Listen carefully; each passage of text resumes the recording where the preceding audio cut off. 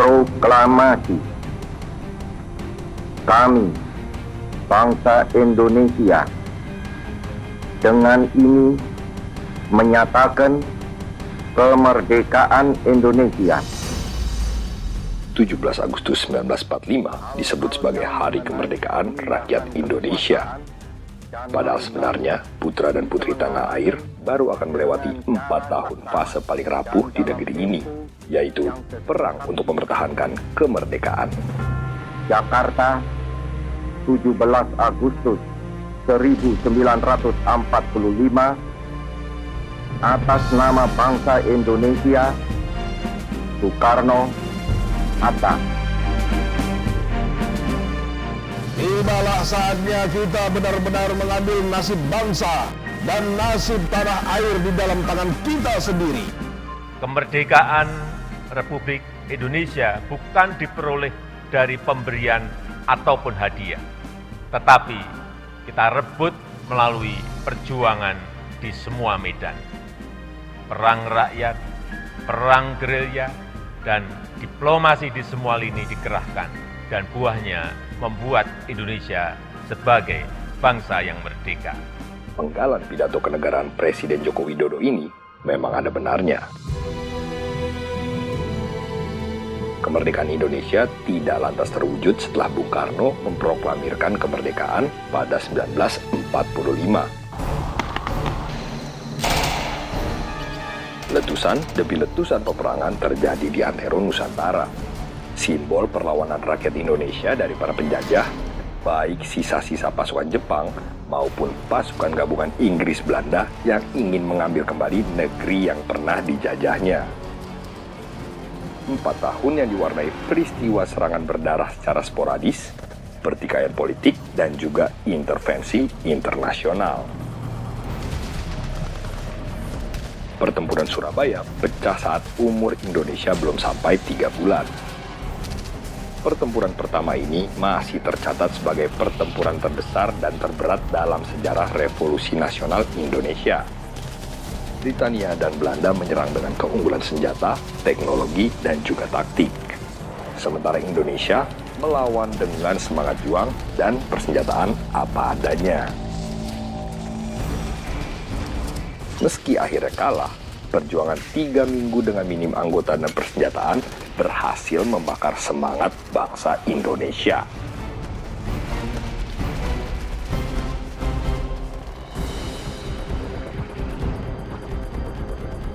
Yang memetik peristiwa-peristiwa penting seperti Palangan Ambarawa, Bandung Lautan Api, pertempuran di Bali dan Palembang, hingga akhirnya terjadilah agresi militer Belanda pada 1947 dan 1948.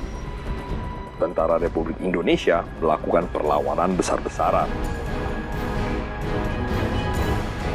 Jenderal Sudirman melakukan perang gerilya selama 8 bulan dalam kondisi sakit keras.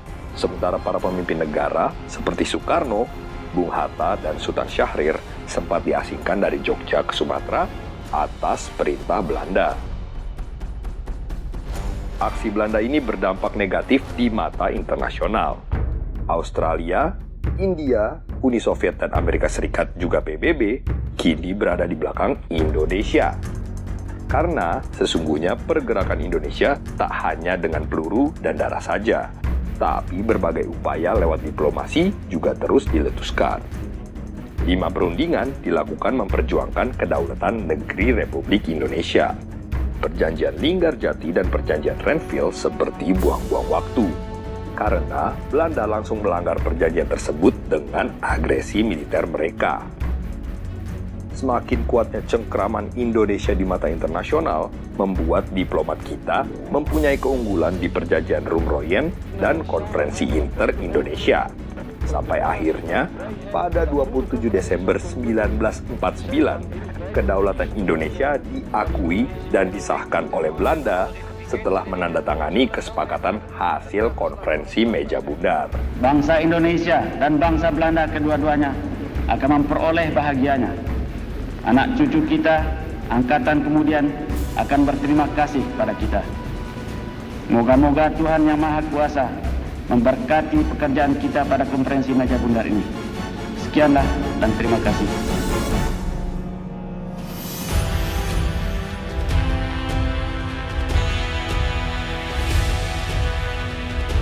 Tak ada data akurat berapa banyak rakyat Indonesia yang gugur dalam gerakan revolusi Indonesia. Diperkirakan 200.000 pejuang dan rakyat sipil tewas selama 4 tahun ini. Memang, kondisi ekonomi, sosial, dan budaya Indonesia langsung terpuruk usai perang panjang yang berat sebelah ini. Kita tunjukkan bahwa kita ini adalah benar-benar orang yang ingin merdeka.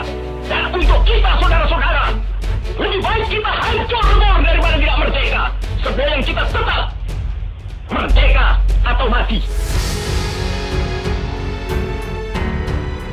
Kendati demikian, meski berdarah-darah, rakyat Indonesia mampu bangkit dan keluar dari keterpurukan, lalu berjalan untuk menciptakan sejarah atas namanya sendiri.